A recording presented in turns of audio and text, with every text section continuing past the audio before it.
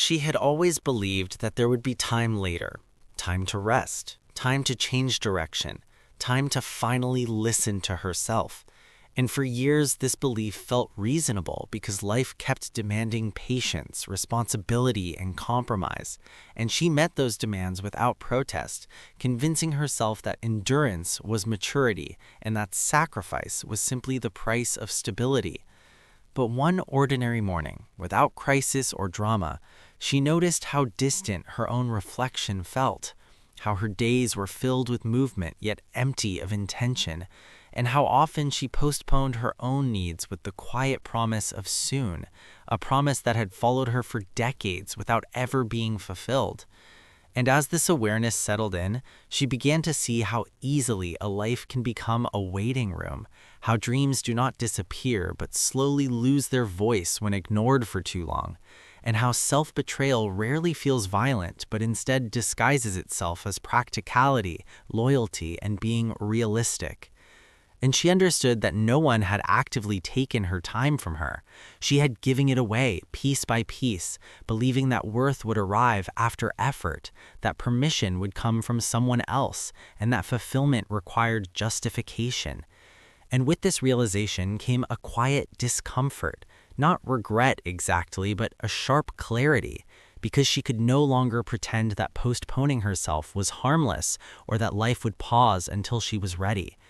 And in that moment, she did not feel the urge to dramatically reinvent everything, but she felt something more unsettling, the responsibility of choice, the understanding that continuing the same way was also a decision, and that waiting had never protected her, it had only delayed her presence in her own life. She began to notice how often she explained herself, not because she was uncertain, but because she had learned that her needs required justification. And this habit had followed her quietly through years of work, relationships, and routines, shaping the way she spoke, the way she asked for space, and even the way she rested, as if rest itself had to be earned. And as she reflected on this pattern, she realized how deeply she had internalized the idea that her value was tied to usefulness, that being needed was safer than being honest, and that saying "I want" felt far more dangerous than saying "I'll manage."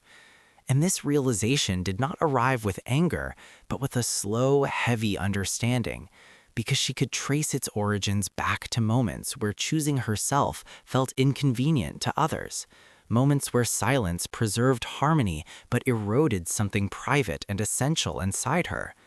And over time, she had learned to preempt disappointment by lowering her expectations, by adjusting her desires until they fit the space she was allowed, and by convincing herself that contentment was the same as fulfillment. Yet now she could feel the cost of this constant adaptation, the way it dulled her enthusiasm, flattened her emotional range, and made even success feel strangely distant. And she understood that none of this happened suddenly, that it was built through small, reasonable decisions repeated over years, decisions that once felt protective but had slowly become restrictive. And in recognizing this, she did not feel the urge to assign blame or rewrite her past, but she could no longer ignore the truth that living carefully had kept her safe, but it had also kept her small, and that the quiet exhaustion she carried was not from doing too much, but from living too far away from herself. She started to understand that the tiredness she carried was not physical but emotional, a fatigue born from constantly monitoring herself, adjusting her tone, filtering her reactions, and anticipating how others might respond before she even spoke. And this awareness made her realize how much energy she had spent trying to remain acceptable rather than authentic, how often she chose predictability over truth because it felt safer to be understood than to be fully seen. And as she examined her daily life, she noticed how this pattern appeared everywhere. In conversations where she nodded instead of questioning, in decisions where she prioritized stability over curiosity, and in moments where she felt a quiet pull toward change but dismissed it as impractical or selfish. And none of these choices were dramatic on their own, yet together they formed a life that felt carefully constructed but strangely hollow. And she began to sense that her discomfort was not a sign of failure, but a signal she had ignored for too long, a signal that something essential had been postponed in favor of maintaining balance. And as she sat with this realization, she recognized how often she had mistaken endurance for strength, believing that carrying everything alone proved resilience, when in reality it had only deepened her isolation. And she could now see that her silence had not always been a choice, but a habit shaped by environments where her emotional presence felt excessive or inconvenient. And this understanding did not make her want to escape her life, but it did make her question how much of it had been shaped by fear of disruption rather than desire. And for the first time, she allowed herself to consider that wanting more did not mean rejecting what she had, but acknowledging that growth often begins where comfort ends. As her awareness continued to deepen, she began to notice how often her life had been shaped by adaptation rather than intention. How many of her choices were made not because they felt right, but because they minimized friction, avoided conflict, or maintained an image of reliability she had learned to value above her own clarity. And this realization unsettled her, because it revealed that much of what she called stability was actually a carefully maintained arrangement that required her constant self-regulation. And she started to see how this pattern had formed gradually, reinforced by praise for being easy, dependable, and composed, qualities that once felt empowering but had quietly trained her to suppress discomfort instead of examining it. And as she reflected on this, she recognized how rarely she allowed herself to linger in uncertainty, how quickly she sought answers, labels, or conclusions in order to restore control. And yet, it was precisely this avoidance of ambiguity that had kept her disconnected from her deeper needs, because uncertainty was not the enemy she had imagined, but a space where honest questions could exist without immediate solutions. And in allowing herself to stay there, even briefly, she felt a subtle shift, a loosening of the internal pressure to perform consistency at all costs. And this shift made her realize that she had spent years confusing responsibility with self-erasure, believing that being dependable required minimizing her inner complexity.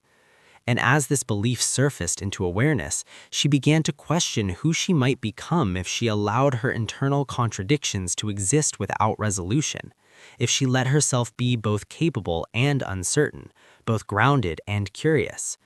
And while these thoughts did not yet translate into action, they marked a quiet turning point, because for the first time, she was no longer trying to restore the version of herself that functioned smoothly, but was beginning to listen to the one that had been waiting underneath. With this growing awareness, she began to revisit memories she had long categorized as ordinary, moments she once dismissed as insignificant but now recognized as subtle turning points, times when she felt an internal resistance and chose to override it for the sake of peace, approval, or practicality. And as she replayed these moments, she noticed a familiar pattern. How easily she had learned to doubt her initial reactions, how quickly she reframed discomfort as immaturity, and how often she trusted external expectations more than her own internal signals. And this realization carried a quiet grief, not for specific lost opportunities, but for the cumulative effect of these small self-dismissals, because each one had taught her, subtly but persistently, that her instincts required correction, that hesitation was weakness, and that alignment could wait. And over time, this conditioning had shaped her emotional posture, making her cautious even with herself, reluctant to fully inhabit joy or curiosity without first assessing whether they were appropriate, productive, or deserved. And she could now see how this constant internal negotiation had created a distance between who she was and who she allowed herself to be, a distance that felt safe, but also profoundly limiting.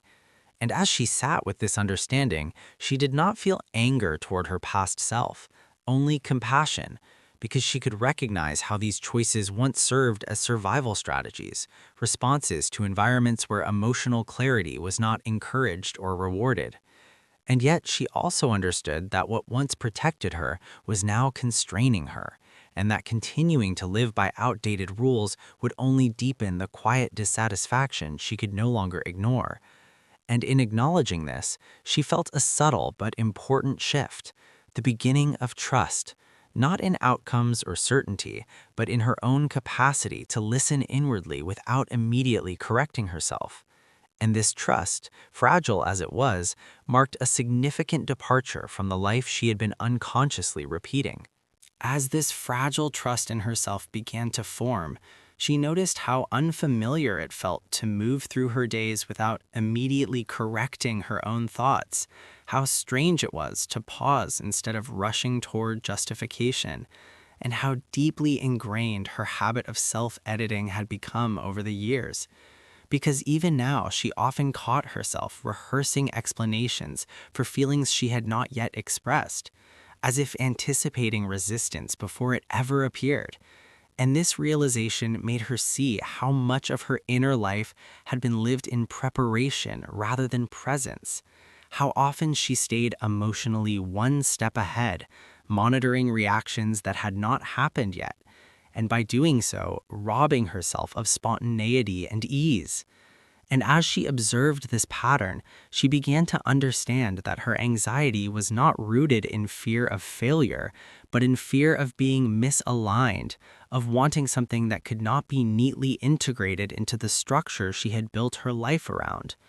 And this fear had taught her to shrink her desires until they felt manageable, to translate longing into logic, and to accept comfort as a substitute for connection. And yet now, with this growing awareness, she could sense that avoiding disappointment had come at a significant cost. Because in protecting herself from potential conflict, she had also protected herself from depth, from emotional risk, and from the possibility of being changed by her own truth. And she realized that much of her restraint was not a conscious decision, but a learned response, reinforced by years of being praised for composure rather than courage, for reliability rather than honesty. And as she sat with this understanding, she did not feel an immediate urge to act or disrupt her life, but she did feel a subtle internal shift, a reorientation toward listening rather than controlling, toward allowing questions to exist without demanding immediate answers.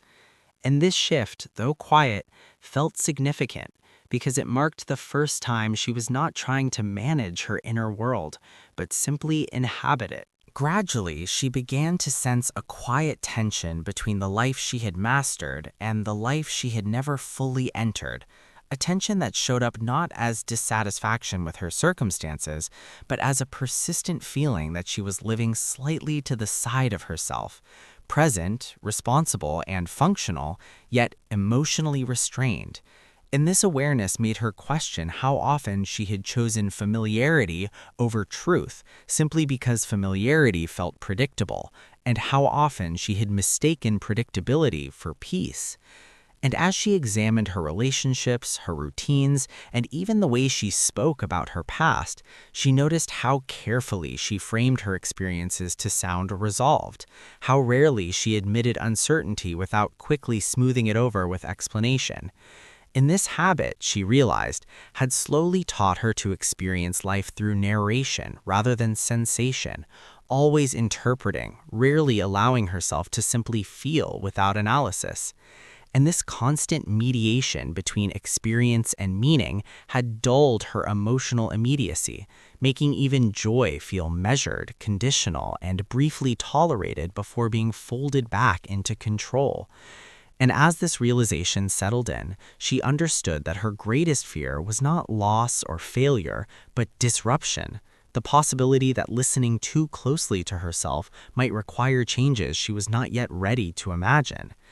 And yet, at the same time, she could no longer deny that maintaining emotional distance was also a choice, one that carried its own consequences, because safety without engagement had begun to feel like a slow form of absence. And while she did not yet know what action this awareness would demand of her, she recognized that something fundamental had already shifted, because she was no longer asking how to preserve the life she had built, but quietly beginning to ask whether that life still allowed her to remain fully awake within it. In the end, what changed her was not a single decision or a dramatic turning point, but the steady recognition that she no longer wanted to live at a distance from her own inner life. Because awareness, once fully acknowledged, does not allow retreat.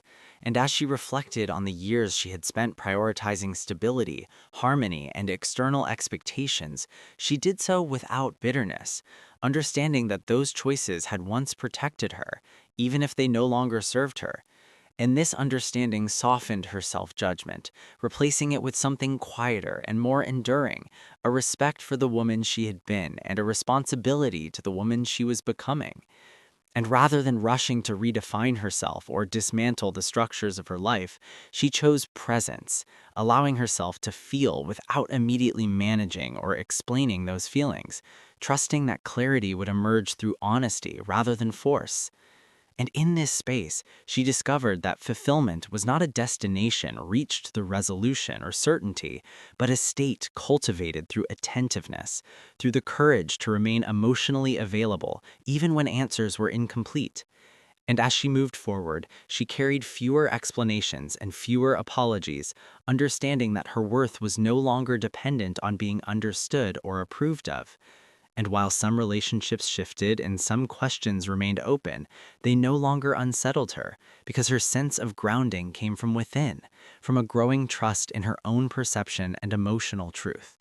And with this trust came a calm that did not demand perfection, closure, or validation, only continued awareness. And in choosing to live awake rather than comfortable, she did not claim certainty or happiness as a permanent state, but something quieter and more sustainable, a steady alignment between who she was and how she lived. And in that alignment, she finally felt present in her own life, not complete, not finished, but fully here.